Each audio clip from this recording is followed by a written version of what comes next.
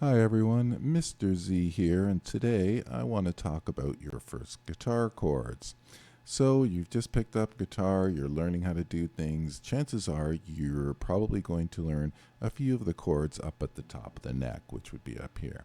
You're going to be learning probably your E major, your G major, your D major, your C major, and so on, right? So let's look at how we're fingering those chords. A lot of times when we start out, we avoid using the pinky. Why? Because it's obviously our weakest finger, and that means it's harder to press the strings down. Well, it's a very good idea to start using your pinky right from the beginning. And a way that you can do that is how we finger these chords that you're probably just learning out. I'm not saying they're the best chords to learn, but chances most people do tend to learn these chords at the top of the neck. Anyways, that's another discussion. So let's look at the fingering. A lot of people start playing that G major chord using their first, second, and third fingers, right? So they'll be playing it like that. Now, what that does is it sort of crimps your wrist and gets it out of position. A better way of doing that would be to use your pinky to cover that high E string G note, all right? So instead of playing it like this, we're playing it like that, using our pinky to cover that note, okay?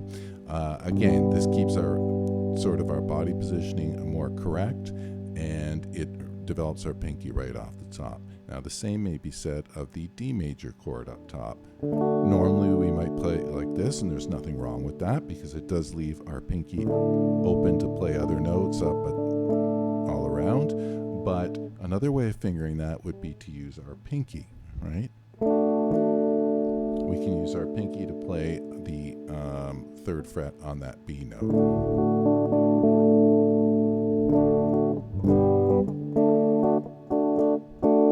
Okay, again, another way of developing our pinky right off the beginning.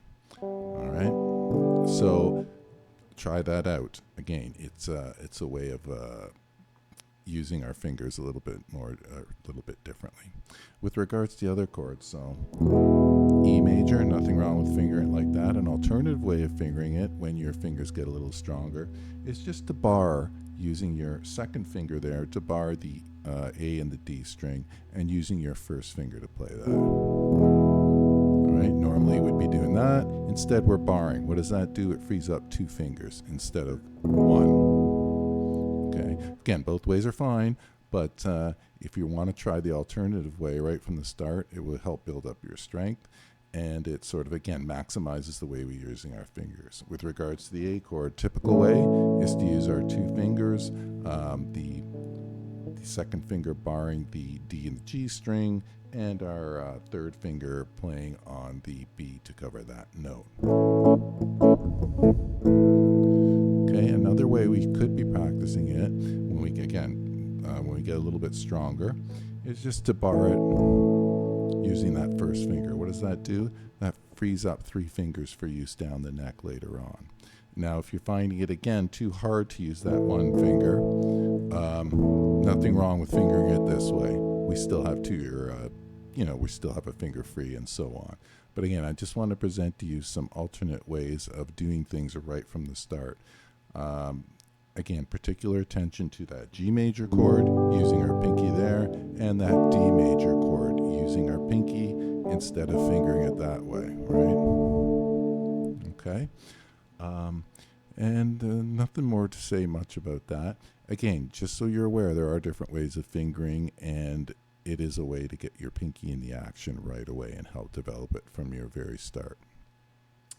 All right, that's it. I hope you got something out of this video. And if you don't know, I have another video which is my top 10 suggestions or things you should know before you even start playing guitar. So if you're interested in that, give it a look. And that is all for today. Anyways, hope everyone's having a great day, and we'll see you again. All right, bye-bye.